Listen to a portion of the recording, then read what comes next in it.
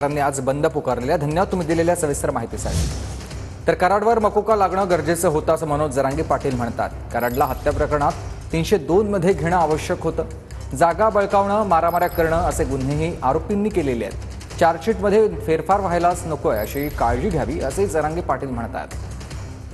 आपल्यासोबत मनोज जरांगे पाटील आहेत। दादा, मस्साजोग हत्या प्रकरणात आता SIT वाल्मिक कराड यांना केस कोर्टात हजर करण्यात आहे, त्यांच्यावर मोक्का लावण्यात आलेला आहे, काय सांगाल?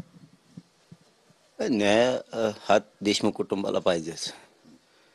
शेवटी मुख्यमंत्र्यांची जबाबदारी की राज्यात एवढी क्रूर हत्या झालेली असताना जर त्याच कुटुंबाला म्हणजे धनंजय देशमुख आणि त्यांच्या कुटुंबियाला जर आत्महत्या करण्याची वेळ येणार असली तर यापेक्षा गंभीर बाब दुसरी असू शकत नाही राज्यात।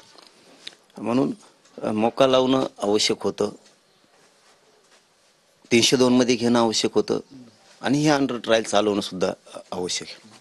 फक्त मुख्यमंत्री साहेबांना एक आग्रहाची पुन्हा विनंती की खंडणीच्या गुन्ह्यात सुद्धा मोका असायला पाहिजे, 302 मध्ये सुद्धा असायला पाहिजे। त्याने अनेक खूप प्रकार घडून आणलेले आहेत, खूप असे की जागा बळकवणं, मारामाऱ्या करणं, चोऱ्या करणं, छेडछाडी करणं, यात सुद्धा म्हणजे वेगळ्या वेगळ्या प्रकारचा त्याच्यामध्ये मकोका लागला पाहिजे। आणि तपास करताना कुठल्याही अधिकाऱ्यांकडून FIR चार्जशीटमध्ये काही हेराफेरी व्हायला नको, याची सुद्धा काळजी गृह मंत्रालयानं घेणं आवश्यक आहे।